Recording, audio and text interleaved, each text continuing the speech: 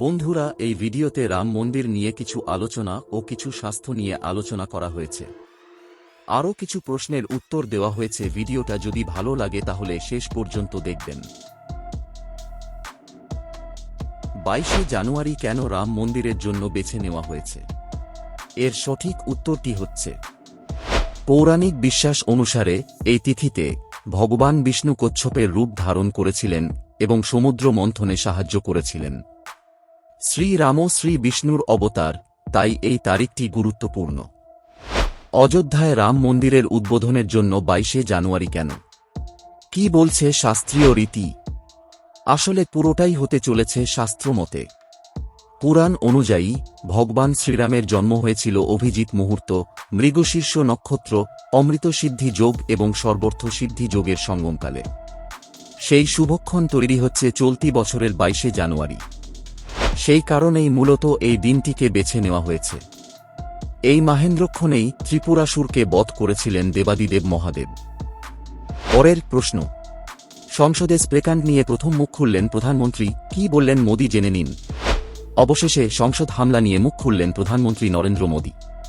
সংসদ হামলার ঘটনাকে অত্যন্ত দুর্ভাগ্যজনক এবং যথেষ্ট উদ্বেগজনক বিষয় বলে মন্তব্য করেছেন প্রধানমন্ত্রী মোদি।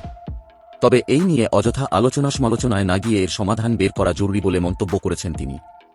প্রসঙ্গত উল্লেখ্য, সংসদে হামলা নিয়ে গত কয়েকদিন ধরে উত্তাল হয়ে উঠেছিল সংসদ। বিরোধীরা প্রধানমন্ত্রী মোদির বিবৃতি দাবি করেছিলেন।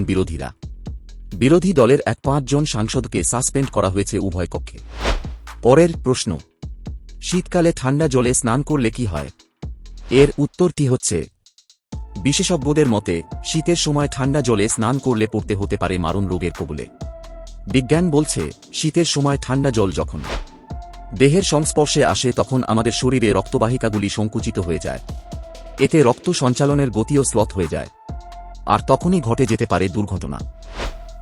পরের প্রশ্ন, গরম জল দিয়ে স্নান করলে কি হয়? এর উত্তরটি হচ্ছে, নিয়মিত গরম জলে স্নান করলে রক্তে শর্করার মাত্রা ঠিক রাখে। ওজন কমানোর ক্ষেত্রেও গরম জলে স্নান খুব কাজে আসে। যাদের ঘুম না আসার সমস্যা, তারা রাতে শুতে যাওয়ার আগে সারা বছরই গরম জলে স্নান করতে পারেন। এতে শরীর ঝরঝরে থাকবে। পরের প্রশ্ন, গরম জলে স্নান কি ক্ষতিকর? এর সঠিক উত্তরটি হচ্ছে, নিরাপদে থাকুন।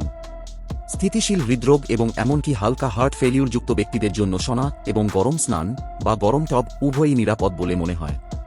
কিন্তু অস্থির বুকে ব্যথা, এনজাইনা, দুর্বলভাবে নিয়ন্ত্রিত উচ্চ রক্তচাপ বা অন্যান্য গুরুতর হার্টের সমস্যায় আক্রান্ত ব্যক্তিদের তাদের এড়িয়ে চলা উচিত। পরের প্রশ্ন, সর্দি কাশি হলে স্নান করা যাবে কি? এর উত্তরটি হচ্ছে, একটি উষ্ণ স্নান ঠান্ডা এবং ফ্লুর উপসর্গগুলিকে কিছুটা উপশম করতে সাহায্য করতে পারে। বুকে জুড়ে স্নানের জলের কভারেজ বিশেষভাবে সহায়ক। প্রকৃতপক্ষে একটি বাড়ির বাথটাবে গরম ভিজিয়ে রাখলে ব্যথা পেশি শিথিল করতে, জ্বর ভাঙতে এবং বিশেষত বুক এবং সাইনাসের ভিড় থেকে কিছুটা উপশম হবে। পরের প্রশ্ন, শীতকালে কাশি বন্ধ করার উপায় কি? এর সঠিক উত্তরটি হচ্ছে, হালকা গরম নোনতা জল দিয়ে গার্গল করা আপনার গলার জ্বালা কমাতে ব্যাপকভাবে সাহায্য করবে। আপনার গলা প্রশমিত করতে দিনে 4 থেকে 5 বার এই চিকিৎসাটি অনুসরণ করুন।